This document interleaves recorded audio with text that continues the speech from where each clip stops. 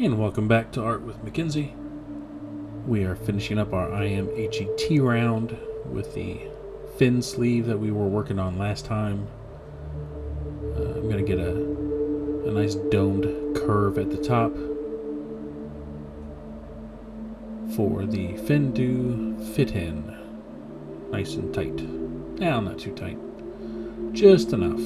But I use the curve because I think it looks nice. Yeah, it looks kind of fancy, better than a squared off box that it fits in. It's a little detail, but it's something.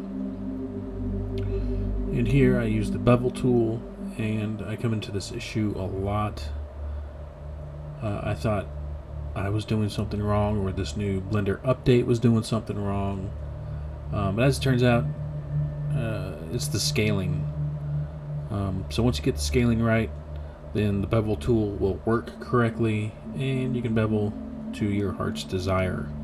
Otherwise, it'll scale differently on your X and Y axis, and it's quite the pain. But I got it figured out. And if you've been having that problem, I hope I figured it out for you too. If you didn't have that problem, well, look at you, Mr. Fancy Pants. That's all I got.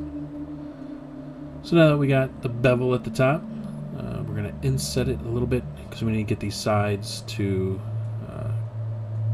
extrude out for it to actually be a sleeve. Otherwise, it's just a back plate. And the warhead is a back plate enough of itself. So we'll extrude it in a little bit, make it look nice.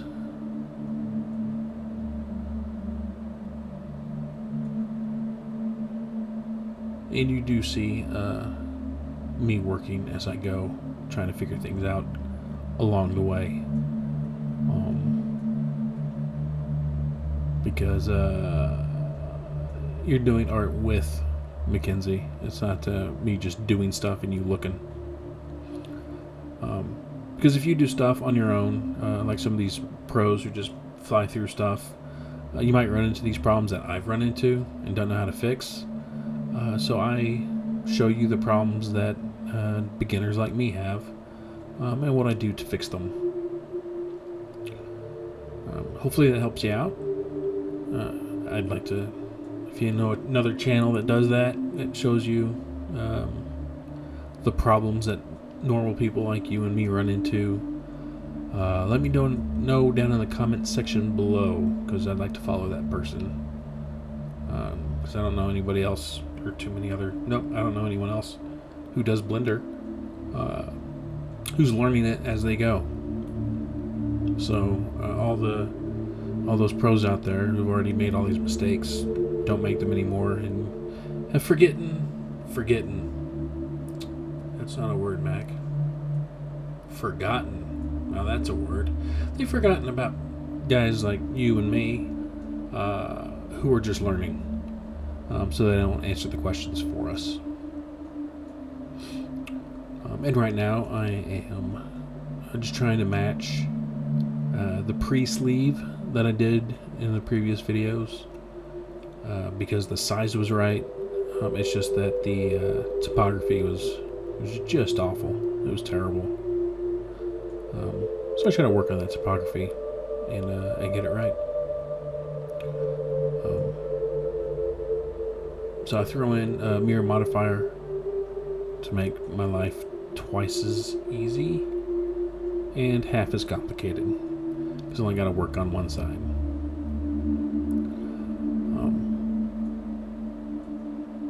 And I've been doing other videos since I've narrated this, and a really cool trick that I've learned is scaling on different axes. And I could just grab that line there, grab the loop, hit S to scale, Z for the Z axis, and hit 0, and it would have straightened that right up. That would have helped out a lot. But I did not do that. Instead, I fiddle fart around with it and just keep going with it. But it seems to work. And I want this little forgot that guy. I do want this angle in this model. I want to keep it because it helps support that hinge at the bottom that we have. I'm trying to line this up a little bit, and again, that scaling on the 0 would have lined that to the z-axis in the bottom, would have flattened it out, and then grabbing that face, hitting S and X to the y-axis would have made it nice and straight. Didn't know about it at the time. Now I do. Now you do too. And grabbing all these faces that you want to line perfect to the world. You can just grab the faces and do that. Scale it to the axis you want and hit 0 and poof, it's like magic. So we'll just line everything up. And same thing down here at the bottom. I could have just grabbed all the faces. Hit scale Z 0. Nailed it. And I still want this bottom to be nice and thick for that hinge, which does work beautifully. We'll show you that here just a few minutes near the end.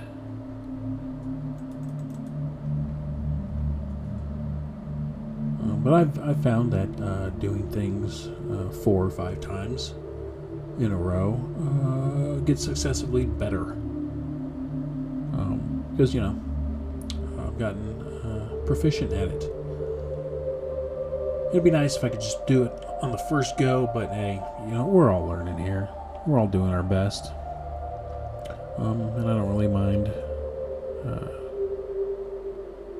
taking the time to learn and then share it with you, so you don't have to do it 4 or 5 times. You only got to do it 2 or 3 times. So yeah, I'm saving you, you know, lots of minutes here. You know, give me some credit here. But on the fun side, you still get to see my process. And for those of you that watch, I really do appreciate you sticking with me, because I know this isn't exactly a linear learning process with point A, B, C, and D. I go all scatterbrained, as in 1, 5, 8, 2, 7. And that's how I learn. And if that's how you learn, then you're following along perfectly. If it's not how you learn, then this is probably kind of a pain for you. But I still appreciate you sticking with me. So we'll take down this old rundown test print that we saw in the last video that did not work. We'll take this and slide it right back up.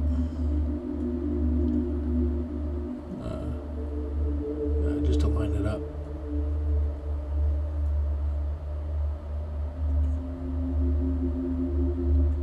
Because I want this to match perfectly. So I line it up perfectly. Or as perfect as I can get it. And I want that second one part of the warhead, because I really don't want those deep pits on the inside. I do want it to be just the sleeve.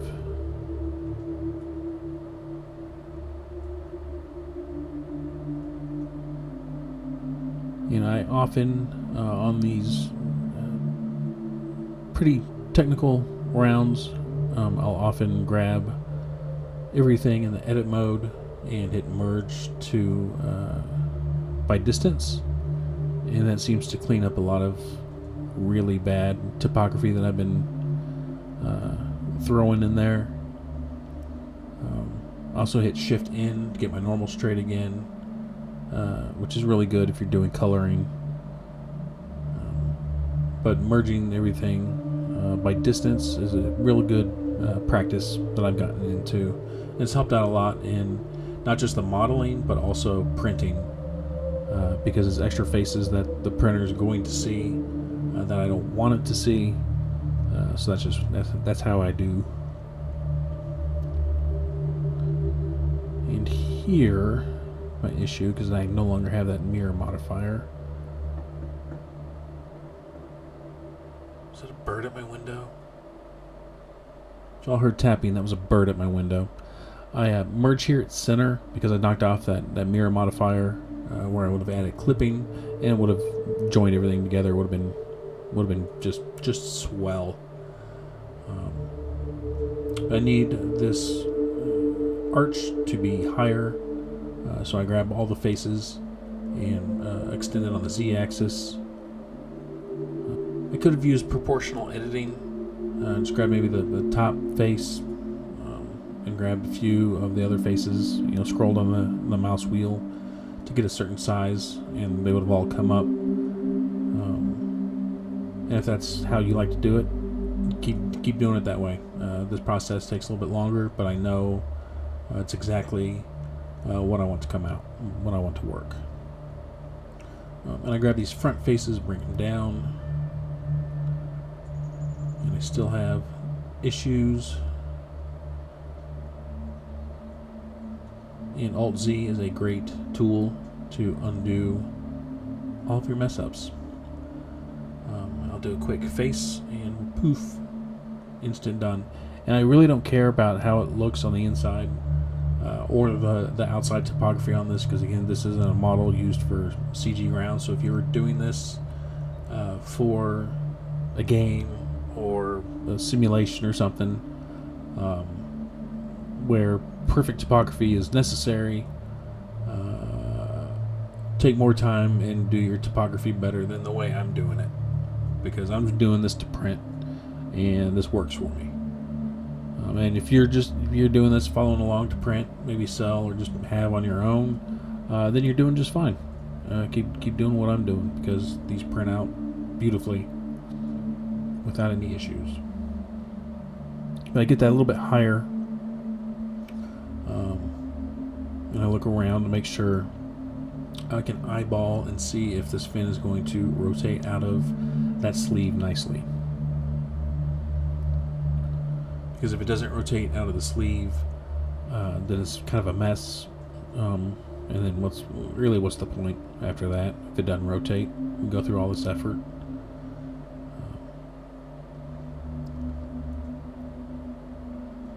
So what I will just do is add a little conclave for the round. It'll be just enough for it to sit in, but not so deep that it interferes with the rest of the model.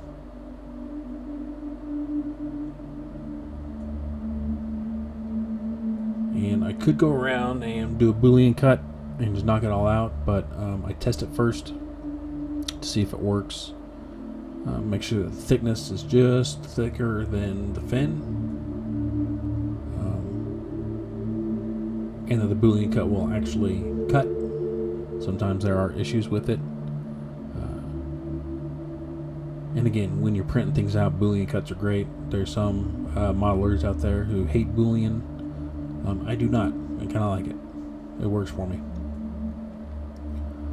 And like in the last video, I had the center of rotation in the middle of the warhead, rotated it 360 divided by 6, and then it's rotated on the Z by that degree angle, added them all in, did my Boolean cuts one at a time, because I've also noticed that Boolean cutting multiple objects into one, it messes up. It messes everything up. So if you know how to Boolean cut 5 objects out of one, leave it down in the comment section below, because I'd like to learn that. It'd save a few seconds, and a few seconds add up over time, which could save me years. I don't want to spend years having to do individual Boolean cuts, because I got things to do. Like, I'm lying. I've got nothing to do. I'll throw in the round again, look at the whole thing, make sure it all fits inside of each other. Make sure it fits inside the powder to double check, because it needs to slide in nicely, because this is going to be a model where you can take it apart and play with it if you want, or just look at it. Up to you. It's your model. Do what you want, weirdo. But I'll do another Boolean cut into the powder. I'll get it nice and thick so it covers the fin and the sleeve that we just made. And I'll set it right near the bottom with a little bit of room for play, because I want the tolerance between the bottom of the warhead and the seat of the powder that I'm going to make. I'll take everything out, and then once again I will rotate along that center axis. I think where I have the 3D cursor. And make Shift D, make my multiple objects.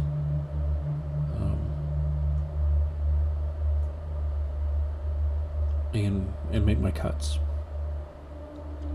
And I do second guess myself all the time, so I double check to make sure what I'm doing is right. Oh yeah, I also need the center part of the warhead, because if the center part of the warhead doesn't fit in, then again, what are we doing here, man? I get it right at the top. We'll throw in the width of the warhead. It'll be close to the very top. It's going to have a weird cut. That's kind of what we need.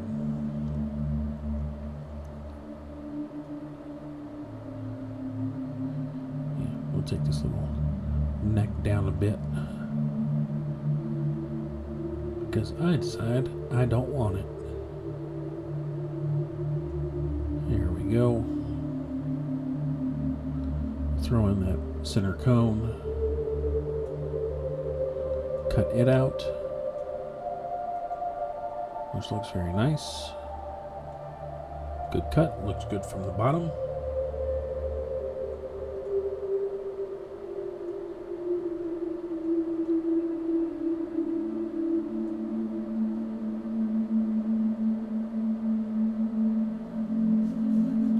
And I extend it just for fun. It did, just to make sure I clear that top face. So now with the center hole cut, I bring back all those cubes, and we cut it out one at a time.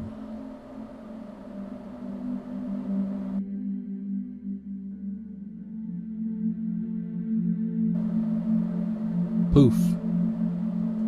It looks sharp.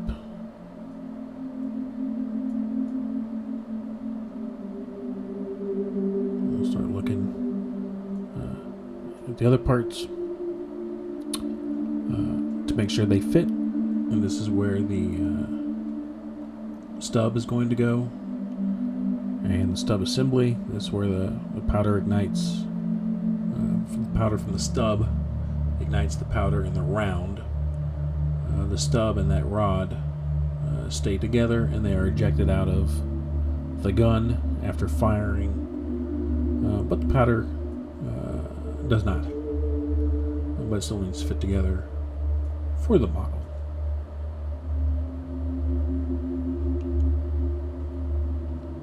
And again, I just use Boolean functions to cut these holes to get what I need. Now this fin is what I finally figured out.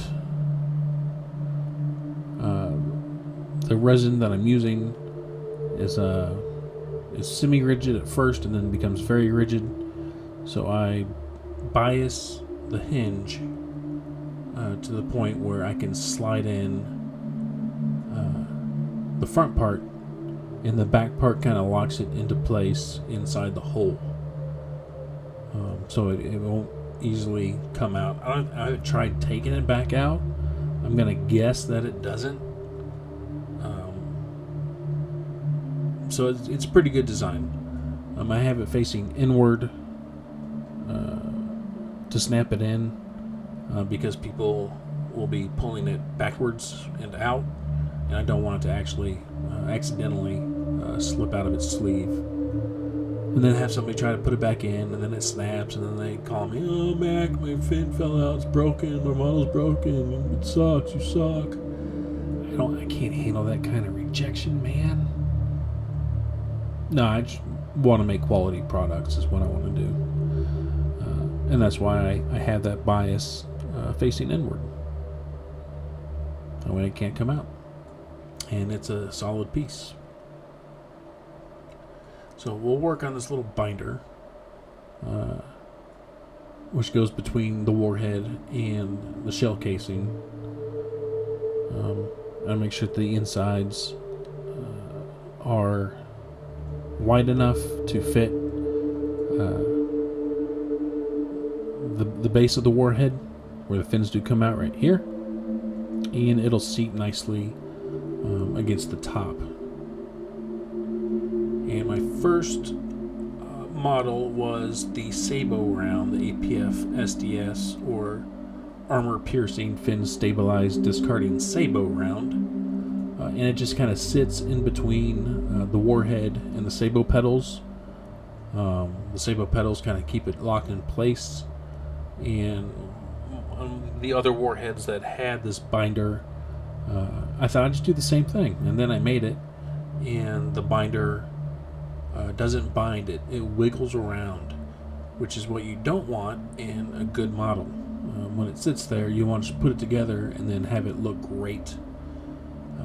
So for the rest of the models on this IMHET, the heat round, or high explosive anti-tank, and the MPAT, I put a little lip in so it seats inside something.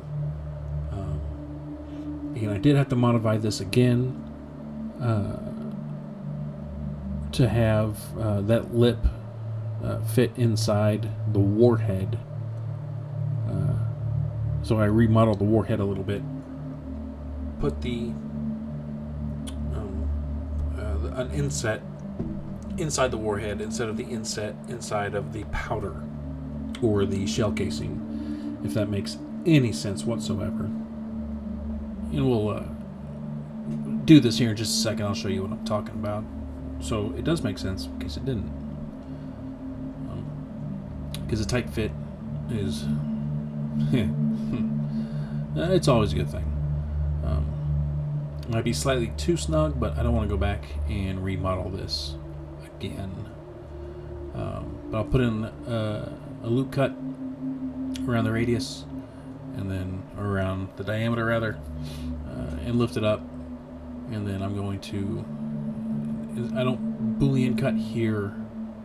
I do Boolean cut, but I manually modify the walls, so I have that tolerance again. That way it slides back in.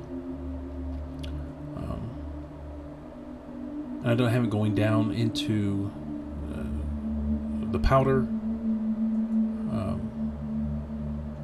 Don't ask me why I did it differently here. I think maybe the warhead had more room up top. That's why I went to the top. So that's what I did. And here I'm trying to figure out how to grab the inside of the wall. It's a bit difficult. This is where good topography works nice, because the functions of Blender will work better for you. I have gotten slightly better.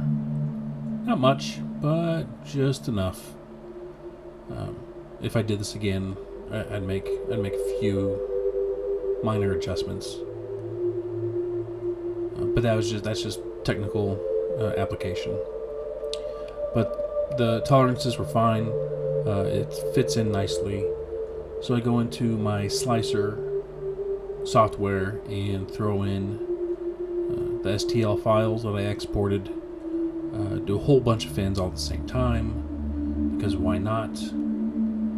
When you are printing, make sure to have weep holes. I don't know if that's what they're technically called, but I call them weep holes, so the resin on the inside pours out. You don't want your models full of resin, because they will blow out when you UV cure them. It takes just a few seconds to throw in some supports, and there it is, the final piece, all printed out. This is that cap, that rotating cap. Fits in nicely, and it only only fits in one way, and as you can see here, it turns, but only slightly, because that's all it does, air or ground. The fins that we had so much problems with, they fit snugly into the warhead. They all pull out nice, and it looks really good. A little better, bit better coat of paint to make it look a little bit nicer. Shell came out beautifully. The powder came out beautifully. Need to paint the powder, but there it is. And the nice thing is the fins are solid enough inside of the sheath where it will stand upright on its own. And then putting everything back together is super simple.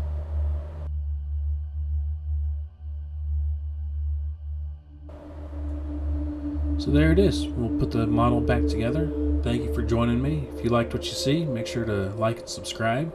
If you have any questions, put them in the comment section down below. And I'll see you in the next video. Thanks.